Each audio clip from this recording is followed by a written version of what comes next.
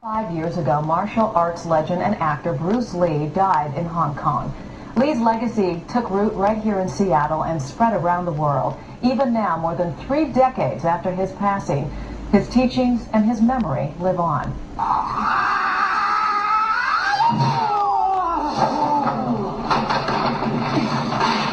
Bruce Lee was larger than life, carving a path that would take him to Hollywood and beyond. That path began when he was just a baby, appearing in films in China. But Lee started honing his martial arts and philosophical skills here in Seattle as a student at the University of Washington. That's where he also met his wife, Linda, a Seattle native and Garfield grad.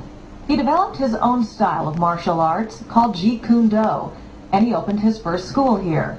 There are a number of books showcasing Lee's philosophy, including The Tao of Jeet Kune Do and The Warrior Within. But the lights of Tinseltown beckoned, and Bruce Lee followed. A role as Kato in The Green Hornet led to Hong Kong and a lucrative movie career, culminating in the film that skyrocketed him to global fame, Enter the Dragon. Sadly, Bruce did not live to enjoy the fruits of that success. In 1973, he suddenly died, just weeks before Enter the Dragon was released. He was just 32. Bruce Lee's legacy spread to his family, his wife Linda, son Brandon, and daughter Shannon. After first shunning martial arts, Brandon Lee ended up following in his father's footsteps. He appeared in several films, most notably Rapid Fire, which showcased his own excellent martial arts skills.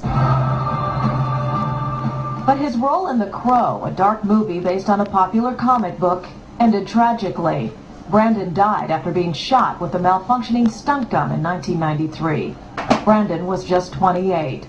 Bruce and Brandon are buried side by side at Lakeview Cemetery here in Seattle. Thousands of fans make pilgrimages to the grave sites every year to pay their respects.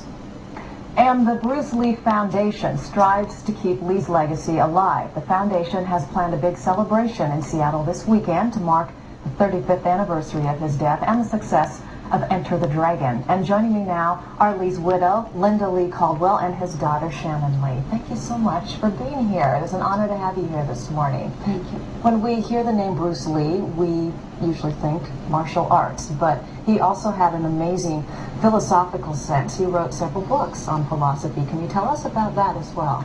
Yes. First of all, you're right. Most people think of him firstly as a martial artist.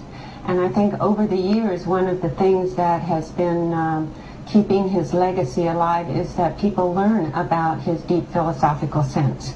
He was a philosophy major at the University of Washington, and he always continued to gain knowledge in various areas of philosophy, not just Chinese, but all Western, Eastern, ancient, modern, and developed through that his own philosophy. He truly was a seeker. Yes, he was. What are some books that you would recommend if people would like to find out more about that? Well, as it was mentioned, The Tao of Jeet Kune Do, it has a great deal of philosophy in it as well. And the book, he actually wrote one book called The Philosophy of Kung Fu back in 1963. And the other books that have been published about Bruce have been compiled from his notes.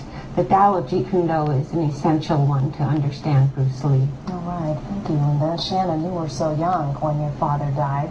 Can you tell us about some of your memories of him?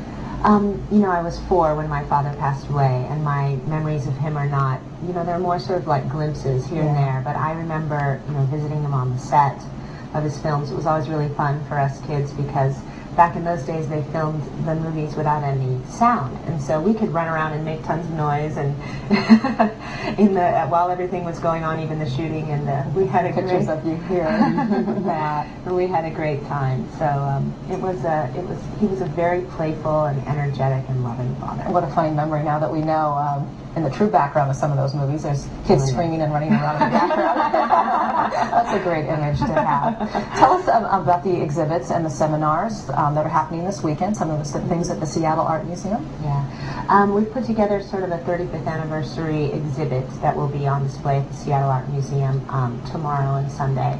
And, you know, we've sort of focused the theme to be around the 35th anniversary, so things from 1973, as well as Enter the Dragon, since it's also the 35th anniversary of that film. And so there will be some memorabilia on display from the film, some notebooks, some promotional materials from the film. What are we seeing here now? Which movie is this? This is Enter the Dragon. It is Enter the Dragon? Yes. And by the way, that scene with the young boy right there is some of the philosophy that Bruce injected into the film. Yes. He did work that hard to get that through his Yes, films he as did. well, didn't Yes. he? We don't want to forget to talk about Brandon as well. He also died at a very young age while filming a movie in an accident. Can you tell us about some of the precautions, some of the safety standards that have changed because of his death? He was filming in North Carolina, and at that time, 1993, North Carolina did not have the same safety measures in place as they do, say, filming in California. And at that time, when that happened to Brandon, OSHA came in, and they did install new safety measures in filming outside of California. Yeah, and also, you know, I did a little bit of acting several years ago, and I found that there was just a lot more awareness on film sets in general after that. Well, that is encouraging to hear. Have you ever been encouraged to follow more in your father's footsteps?